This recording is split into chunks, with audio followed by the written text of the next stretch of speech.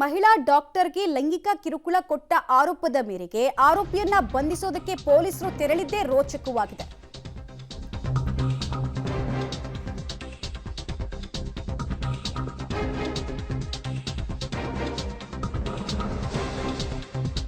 ಋಷಿಕೇಶದ AIIMS ಆಸ್ಪತ್ರೆಯಲ್ಲಿ ಈ ಘಟನೆ ಆಗಿರೋದು. ನರ್ಸಿಂಗ್ ಅಧಿಕಾರಿ ಸತೀಶ್ನನ್ನ ಪೊಲೀಸರು ಬಂಧಿಸಿದ್ದಾರೆ. ಲೈಂಗಿಕ ಕಿರುಕುಳದ ಆರೋಪದ ಮೇರೆಗೆ ಡಾಕ್ಟರ್ ಸತೀಶ್ ವಿರುದ್ಧ ಪ್ರತಿಭಟನೆ ನಡೀತಾ ಇದ್ದ ಹಿನ್ನೆಲೆಯಲ್ಲಿ ತುರ್ತು ಚಿಕಿತ್ಸಾ ವಿಭಾಗದ ಒಳಗೆ ಪೊಲೀಸರು ಕಾರು ಚಲಾಯಿಸಿದ್ದಾರೆ. ಸದ್ಯ ಮುಂದುವರಿತಾ ಇದೆ ಪ್ರತಿಭಟನೆ ಹಾಗೂ ಆಕ್ರೋಶ.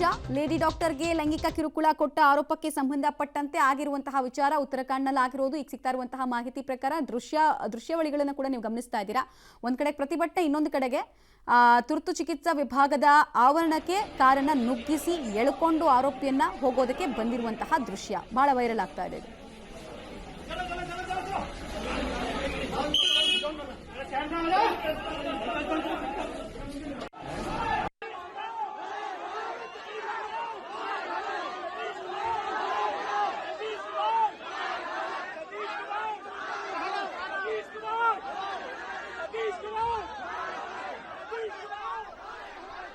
ಪ್ರತಿಭಟನೆಯ ಕಾವು ಯಾವ ಮಟ್ಟಿಗೆ ಹೆಚ್ಚಾಗಿತ್ತು ಪೊಲೀಸರು ಬಂದಾಗ್ಲೂ ಅನ್ನೋದನ್ನ ನೀವು ಗಮನಿಸ್ತಾ ಇದ್ದೀರಾ.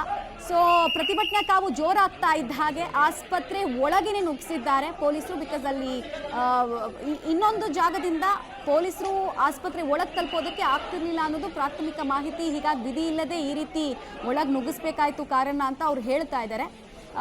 ಇದರಿಂದ ಕೆಲ ಪೇಷಂಟ್ಸ್ ಕೂಡ ಕಕ್ಕಾಬಿಕ್ಕಿ ಆದ್ರು, ಗಾಬರಿ ಆದ್ರು, ಏನಾಗ್ತಾ ಇದೆ, ಯಾಕೆ ಈ ರೀತಿ ನುಗ್ಗಿದ್ದಾರೆ ಅಂತ ಕೆಲ ಕಾಲ ಗಾಬರಿಯಾದಂತಹ ವಿಚಾರ ಕೂಡ ನಡೀತು.